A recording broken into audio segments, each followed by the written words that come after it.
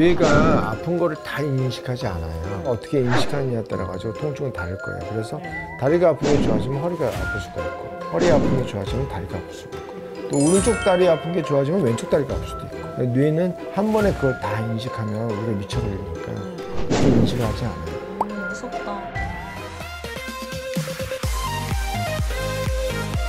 안녕하세요. 영국에서 온 에바 포피엘입니다. 안녕하세요. 만성통증 전문가 안강입니다. 네, 통증에 고통받는 세계 모든 사람들을 위한 글로벌 의학 톡쇼. 통증엔 국경이 없다. 네, 오늘은 전설적인 한 스타의 근황이 담긴 영상이 도착했는데요.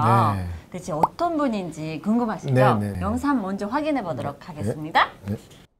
흰 수염이 덥수룩한 남성이 휠체어에 앉아 있습니다. 자세히 보니 1980에서 90년대 링을 주름잡았던 복싱 챔피언 마이크 타이슨입니다. 팬과 함께 사진을 찍을 때도 일어서지 않습니다. 지난달 뉴욕에서 지팡이를 짚고 건물에 들어서는 모습은 56살인 그의 동년배보다 나이 들어 보입니다. 2년 전부터 좌골신경통을 앓고 있는 타이슨 역시 세월의 무게를 이기지 못했습니다.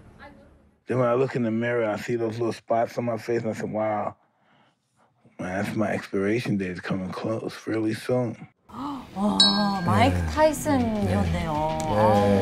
아니 근데 정말 정설적인 복싱 스타였잖아요. 그런데 옛날에 그 강인했던 모습을 기억을 했는데 지금은 휠체어에 지팡이를 쥐고 좀 세월을 이길 수 있는 사람이 없는 건가 싶기도 하고 참 씁쓸해요. 너무 슬프지 않아요? 뭐 슬프지는 않지만. 진짜 슬퍼요.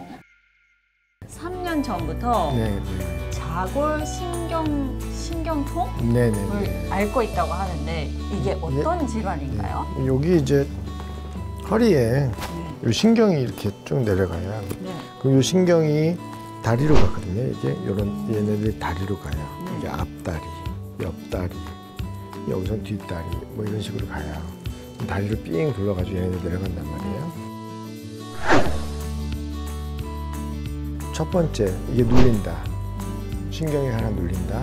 뭐 마이크 타이슨이니까 뭐 협착이 왔을 수도 있고 디스크가 계속 퇴행될 수도 있고, 그 다음에 아마도 척추 불안정증, 저 정도 나이면 척추 불안정증이 많이 오거든요. 전이가 돼가지고 이렇게 흔들릴 수도 있고 여러 가지 것들이 다 있겠죠. 근데 제 생각에 이제 마이크 타이슨 3년 전부터 수술 안 했다라고 하면 제 생각에는 수술하게 되면 기구를 바꿔야 되니까 제가 안 했을 거예요.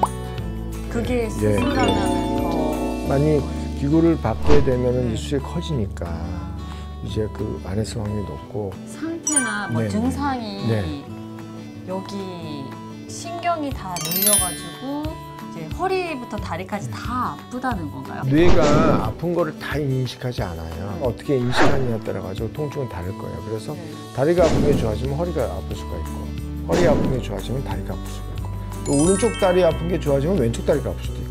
뇌는 한 번에 그걸 다 인식하면 우리가 미쳐버리니까 그렇게 인식을 하지 않아요. 그래서 어떻게 다양한 증상을 나타낼 수가 있는 거죠.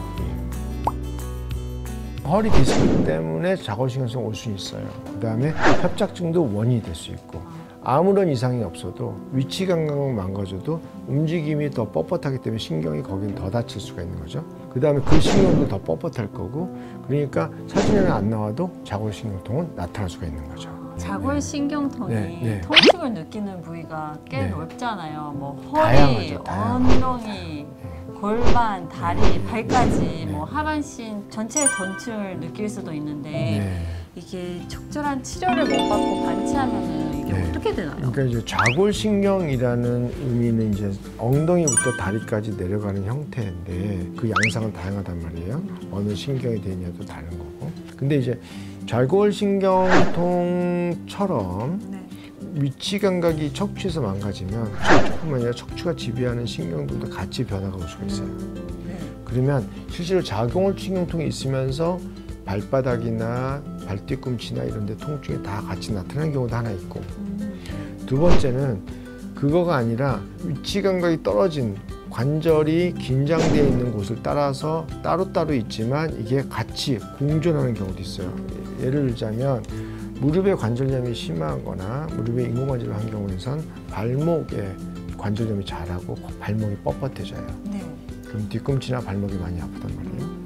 아킬레스 근육도 그렇고, 그다음에 허리가 오랫동안 망가졌거나 허리 이제 고용술이 오래된 경우에는 허리뿐 아니라 골반이나 무릎까지도 영향을 줄 수가 있는 거죠. 그래서 무섭다. 위치 감각이라고 하는 것들은 나이가 들면서 거기뿐만 아니라 인지법 관절을 꼭 체크하셔야 돼요. 좌골신경통 자체로 통증이 내려오는 것도 있지만 저게 오래돼서 나이를 드시게 되면 인지법 관절이 망가지는 게 같이 공존할 수도 있다. 그래서 좌골신경통이 있더라도 관절에 문제가 있는지 꼭 체크를 하셔야 됩니다. 네. 네. 그러면은 네. 저희가 일상에서 네. 좌골신경통을 네. 예방할 수 있는 꿀팁 같은 게 있을까요? 눈을 감고 이제 일자로 걷는 연습. 이런 거는 위치 감각을 잡기 되게 좋은 거거든요. 눈을 네, 감고요? 보폭 크게 일자로 걷는 거. 근데 주의할 거는 넘어지기 쉬우니까 벽이 옆쪽에 있는 게 좋고, 그다음에 그게 심하신 뭐 나이가 많은 분들은 뒤에서 혹시 넘어지면 잡아줄 사람이 있어야 돼요. 근데 예를 들어서 넘어지지 않기 위해서 팔자로 걷는다든가 일자가 아니라 보폭을 조금씩 걷는다든가 아니면 걷는 것만 가지고 이렇게 막 따지면 안 좋아지겠죠. 휘청거려야 좋아지는 겁니다. 알겠습니다. 네네.